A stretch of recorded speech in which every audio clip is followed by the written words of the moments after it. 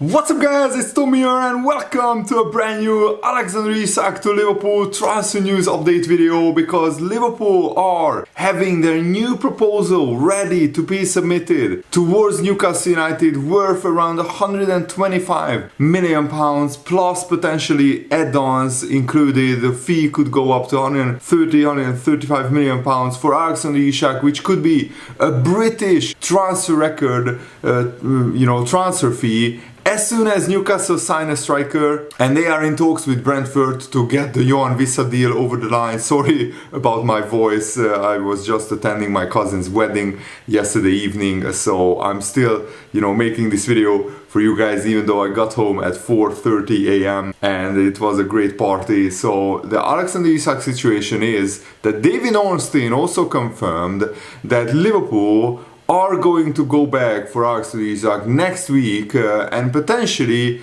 the final resolution of this whole transfer saga will be straight after Newcastle play Liverpool, because of course Newcastle don't want to anger their fans by selling Alexander Isak before Newcastle play Liverpool, or at least the club will not make the deal official, because the vitriol will be high as it is, and of course Liverpool want to be respectful towards our Newcastle situation. But the bottom line is Alexander Isak is on strike. He doesn't want to play for Newcastle anymore, doesn't want to train with Newcastle, and Newcastle fans actually went as far as chanting that Alexander Isak is a greedy bastard. And anyhow, also, there's only one greedy bastard. Basically, that's what the Newcastle fans chanted at the end of the Aston Villa-Newcastle game, which ended 0-0. And even though Newcastle dominated the game, they were toothless up front. They couldn't score, and they were badly missing a striker. Not just Alexander Isak, but any striker. But the Johan Wissa deal is further along the line,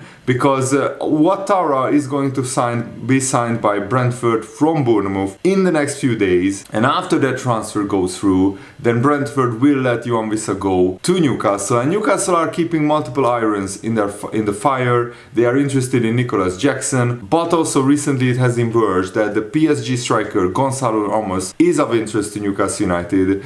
That was confirmed by Craig Hope, the Newcastle-based journalist. And anyhow, was asked about these chants on Alexander Isak, which I think his answer is fascinating. He said, "Whatever happens with Isak, our supporters acted really well today because they supported the team when we were playing. And they always done that unbelievably well. And if they want to say something afterwards, they are free to do that." So basically, anyhow, will not go against the Newcastle fans, of course. And he will just say that the Newcastle fans are free to abuse Alexander Isak if that's what they feel is the right move here. And also, apparently Alexander Isak wasn't even watching the Newcastle game. He was shopping in London. The disrespect is off the charts here, and I can understand why the Newcastle fans are fuming. But it's not really Liverpool's fault that Alexander Isak went on strike. If Newcastle kept their word and kept their promise made to Alexander Isak at the end of last season that they can be allowed to leave, he will be allowed to leave, he will be sold. That's the promise that Isak that Newcastle made to Alexander Isak at the end of last season. If they kept their promise, then they wouldn't be in this situation. And Craig Hope understands Newcastle fans' frustration. He said that the frustration for the fans is that their team played with hunger to open the season with a deserved win. They were the better side than Aston Villa, but it felt like they turned up for a game of poker with nothing higher than an 8. And there really was needed was a number 9. I love that analogy. There is no way to dress it up. Isak would have scored from one of the 16 shots his team had here. And yeah, the last season, one of the main reasons why Newcastle finished in 5th place and qualified for the Champions League is that even when they weren't playing at their best, they weren't scintillating, Isak scored one of the many Newcastle chances that they created, and they won the game. Or maybe one or two goals by Isak won them the game. And they need a striker like that. And I just don't understand why Newcastle didn't find a resolution to this earlier. I mean, they are so slow and so pathetic in the transfer window. They tried and failed to sign like 7 or 8 different strikers. Johan Wissa is like 8th or 9th on their list, and Gonzalo Ramos is 9th or 10th on their list. But Craig Hope was also critical of the Newcastle players. He said that Isak's teammates should have done far better with many of the chances that they had. These Premier League and international footballers can still and should still show better composure and better execution than Newcastle did. And Newcastle played against 10 men for like 25 minutes for plus stoppage time, because Konsa dragged down Gordon as the last man. He got a straight red card. So Newcastle were playing against 10 men for the last third of the game, and they still couldn't score. Chances came and chances went, and each time you could sense the growing frustration of the fans and the growing anguish on Eddie Howe as well. And Eddie Howe admitted that Newcastle have to find a way to score without Isak, but that feels like baking a cake without flour. These analogies, man, this is just brilliant. So the Newcastle just couldn't rise to the challenge. And I mean, when you play Anthony Gordon, who is a winger as a striker, he hasn't played there for his the majority of his professional career. He's not a striker, and he just couldn't find the back of the net. So a new striker must be bought, and Johan Wissa is expected to arrive next week. So this is confirmation by Craig Hope that everybody at Newcastle expects the Johan Wissa transfer to go through. And after that goes through, and probably after Newcastle play Liverpool, that's when the Newcastle will be willing to sell Alexander Isak. And Eddie Howe wants this situation resolved as soon as possible, but letting Isak go is not his decision. It's the Newcastle owners, the PIF's decision to let Isak go. And for now, the phantom striker is haunting his club. Alexander Isak is the phantom striker that was missing from the lineup, and Newcastle are working very hard on Alexander Isak's replacement. But yeah, this transfer saga is so long and so tedious, not because of Liverpool, not because of Alexander Isak, because both Liverpool and Isak did absolutely everything in their power to get this deal done already. It's because of Newcastle and their lack of focus in the transfer window. They have no CEO, no director of football, permanent, and they are just languishing and struggling really to get deals over the line in the transfer window, especially for a striker, because yes, now they signed a backup goalkeeper. They signed Jacob Ramsey from Aston Villa. They signed Malik Chow from AC Milan as well. That's on top of signing Anthony Elanga from Nottingham Forest, which is a really good signing for them. But imagine if Newcastle already signed 1 or 2 strikers, then Alexander Isak would probably be a Liverpool player.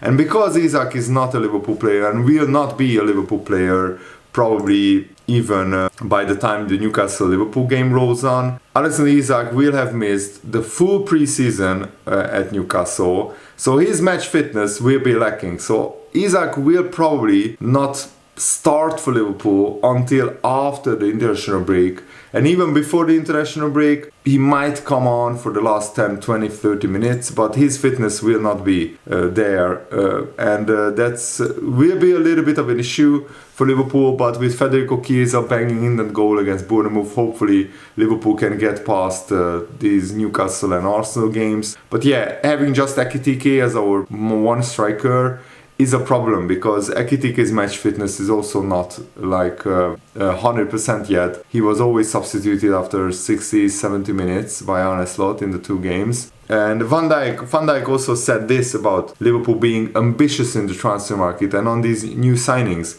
Obviously, it's a very good thing for Liverpool. The players that we have signed, I think, are great additions. Hopefully, they can show that throughout the whole season and in many years to come. I fully trust the club in order to do the right things. And one of the reasons why Van Dijk and Salah stayed at Liverpool and signed these new contracts is that they were promised by FSG, by Liverpool hierarchy, that we will make big signings this summer, and the club kept their word, and the club was absolutely immaculate.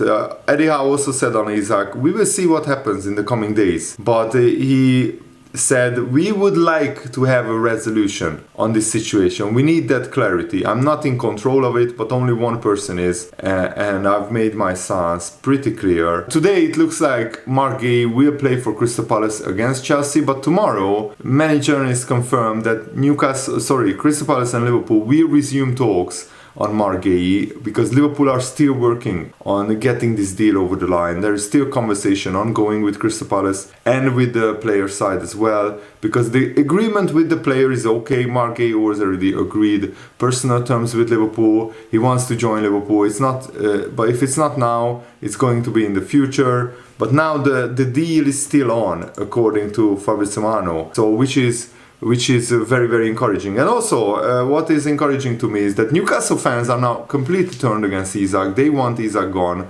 The Newcastle manager wants this situation to be resolved quickly. Isak wants to leave. Liverpool want to sign him. So now it's just about coming to an agreement on the transfer fee.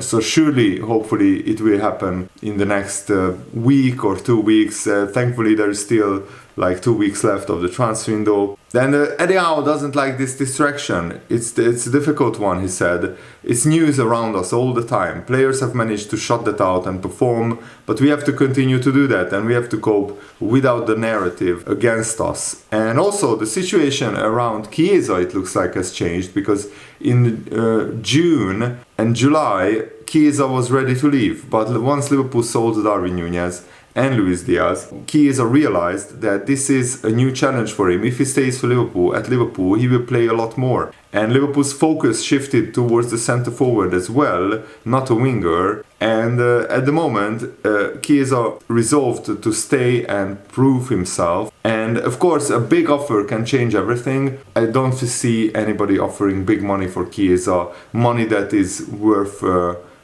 getting and reinvesting into the squad, because you are not getting 50 million for Chiesa, and Liverpool would need at least that amount to replace him with a proper winger. So I think Chiesa will stay, and I want him to stay because he's a fantastic player with great finishing ability, great game intelligence as well. So I think Chiesa will do well for Liverpool. I can see him getting around 10 goals for Liverpool if he plays regularly, if he comes on as substitutes in some games, and if he starts in other games as well. But let me know, how do you see the situation in the comments below. And thanks for watching, guys. Have a nice day. See you later. Goodbye.